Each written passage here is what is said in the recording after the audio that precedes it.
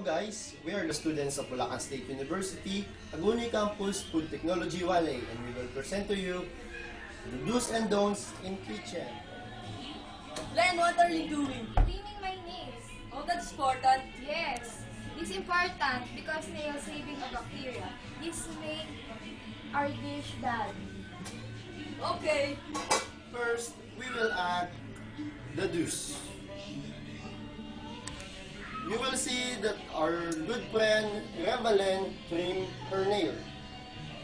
Yes, before you go to the kitchen, you need to trim your nail because our nail have a bacteria that makes our dish. Then, our next act will be covering up wounds. Look at this act. Pong and Billy covered their wound. This is important because our wound having germs and bacteria that also made our dish.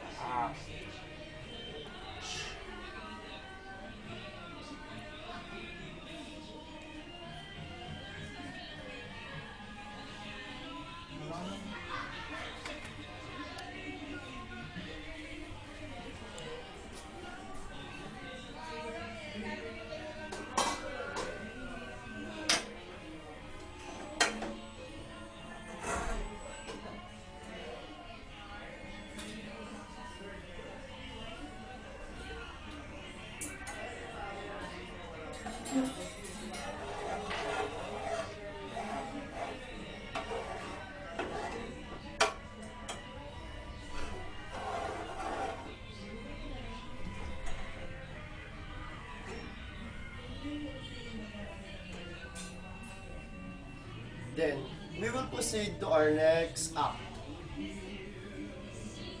You will see in this act that Janelle removed her earring, ring, and bracelet. We need to remove our jewelries before kitchen. Why? I will give you a situation after Janelle's act. You will see in this act that Ivy having a ring. After a moment, Ivy realized that her ring is missing. Then she found out that her ring is in her dish. See, removing is jewelry is important.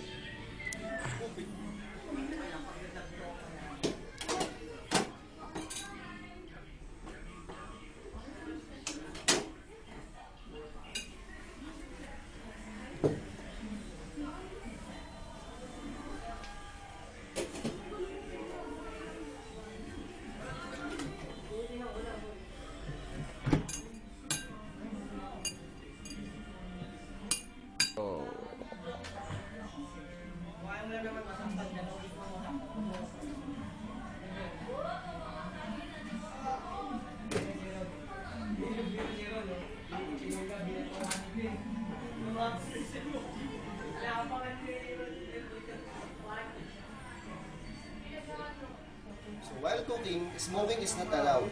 Look at this app that Reynald and Cesar show us. See in this app how the manager fired Reynald in his work because of this habit.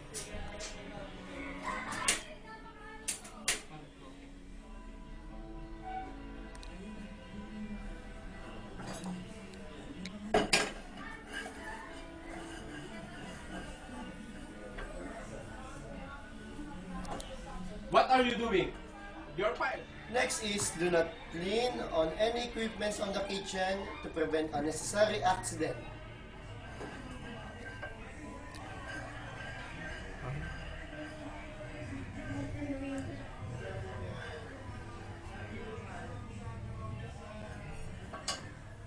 Eating and tasting the food that you cook is not recommended because what if the managers saw you that you taste the food you serve? I think you will fire. So watch this now. Hey, you! You're fired! Okay na. Samsa will show us how to wash hands properly.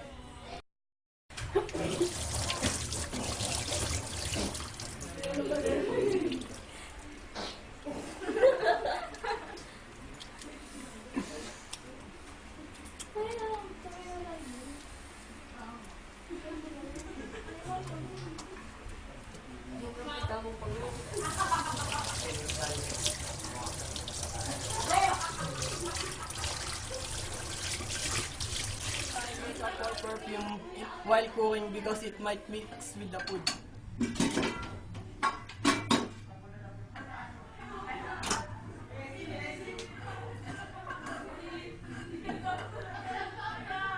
Tatlo. Don't touch your body while cooking because the germs might contaminate your food. Nakakanti yan.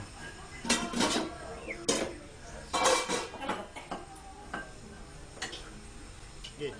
Luigi and Cedric will show us the proper way of shaving.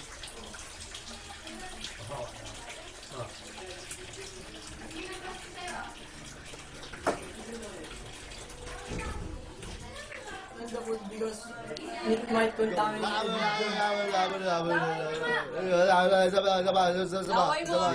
I will act that going to work with sin is bad.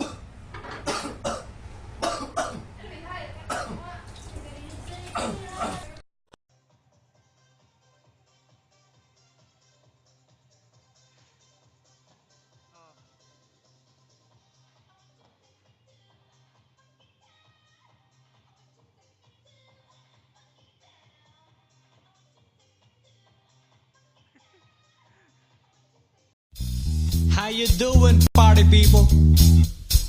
Yeah. Well, this is Andrew E. once again. And I'm gonna do a song that you've never heard before. Yo. And you know what? I know you know this song, baby. From way, way back. So if you all know the song, you know what? You better sing along, alright? Ako'y nasa Malate, alas 7 ng gabi. Nakilala ko tuloy itong magandang babae na nakabibighani sa aking mga mata. Ang di ko lang alam ay manloloko lang pala. Bumanat sa akin ng nagtuturo na siya.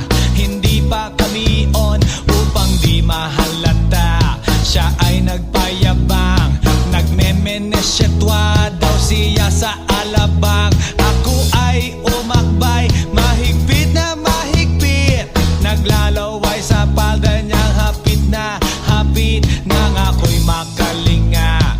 Di ko siya matagpuan, ubos ang aking money, di ko pa nahalikan. When the night has come, yeah, at pinatay ang ilaw, o madalas lumalabas banyo queen. Alright, second verse. Sa Cafe Adriatico ako ay inaya. Inom daw kami at siya ang taya. Kaya kaming dalaway uminom ng beer.